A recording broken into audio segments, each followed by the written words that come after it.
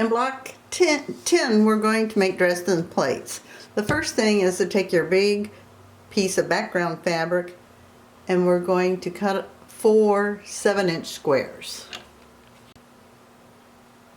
The next step is to trim the color of your 4 different colors of Dresden plates down to 5.5-inch strip.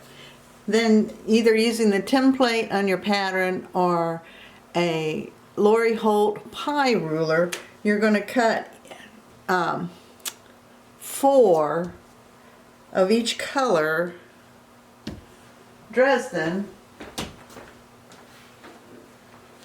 out of all the colors. And then after you've cut the colors, you're going to fold these in half like this. So the right side's inside. You're going to seam a 1/4 inch right here at the top, a 1/4 inch across. And when you do that, they come out to look something like this. So here's my seam. I had already turned this one, but I'll turn it back so you can see it. Here's my stitching seam where I folded it in half, and then I turn it and I poke out the top. Now it's really important when you poke out the top and take it to the ironing board that you get equal amount of distance on each side of this. So if you fold it in half, that seam should be right here on that fold. And then you want to press them. Then you're going to take them 2 at a time and you're going to sew them into pairs. And from the 2, then you'll sew the other 2 colors. Oops, I only got one other color here. You're going to take the other colors and sew them so you have 1 of each of your 4 and you've sewn them together. 2 and 2. And then the 2 you sew together to 4. And you want to make 4 of these. Probably you want to make them in the same order of color on each of the 4, because we're going to take one of these and we're going to put it on the corner of your 7-inch square like this. Now you do not want more than a 1/4 of an inch, you want less than a 1/4 of an inch showing in this corner of background. Otherwise the background is going to peek into the center of your Dresden, which is okay because traditionally Dresden plates, when they were finished and all sewn and made the round plate, they would applique a circle over the top of it and hide the hole. And so many of you will put a circle over the top. Some of you might get your Dresdens to behave well where they all come to a point in the center. It's very hard to do that.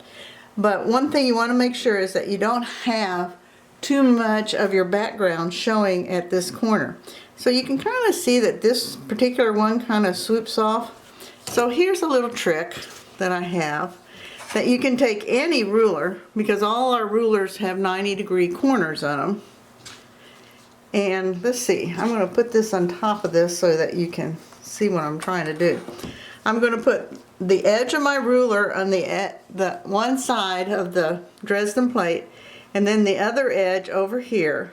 And that's where I can peek through to see if if all my seams here on this side and this side are less than the 1/4 inch. If they are, then you're good to go. If they're not, and I'm going to trim this one down just a little. You don't want to trim too much of these or you're going to get them all out of whack. And it's very important that you don't trim up here next to the points, that you only trim about 1 inch or so away from this center corner, if you're going to trim at all. So if you can see, and I'm not sure because I'm doing my own filming, I'm not sure if you can see it or not, but there is a little extra of this green hanging here. The edge of my ruler is going all the way down the side. So I'm going to just trim that much off. And I hope you can see that I did not trim a lot off. I just trimmed this little sliver off. And now I'm pretty sure that one's going to fit. Let's pull another one out and see how I did on the other ones. So I'm going to take my ruler, this should be a 90-degree turn on these Dresdens to fit on the corner of this white. And on this one, it's pretty good.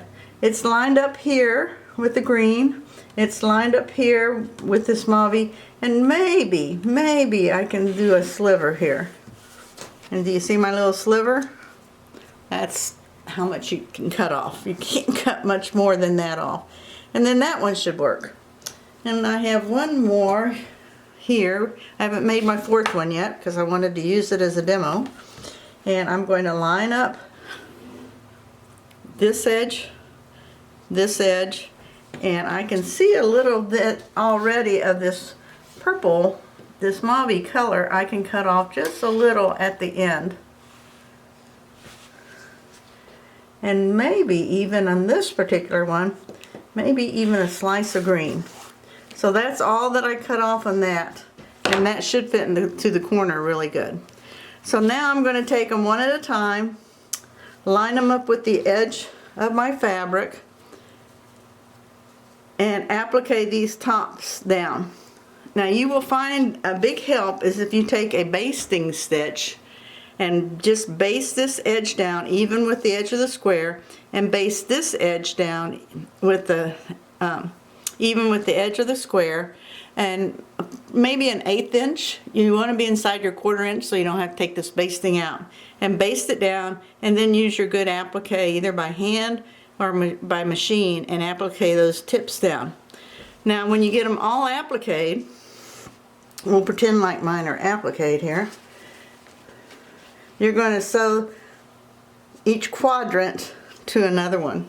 Whoop, back up first. This right now, this big piece is 7 inches. I want you to square this side of it down, the two sides of the white background. Trim that down so that the whole square is 6.5. 6.5. And then after you square all 4 squares and you get these applique done, then you're going to start pairing them up. And you're going to sew this one to this one, this one to this one, and then one final seam. Now you might find these seams where you're joining everything, you might find it easier to press them open, or you can press them all going the same way. And that will be your Dresden plate.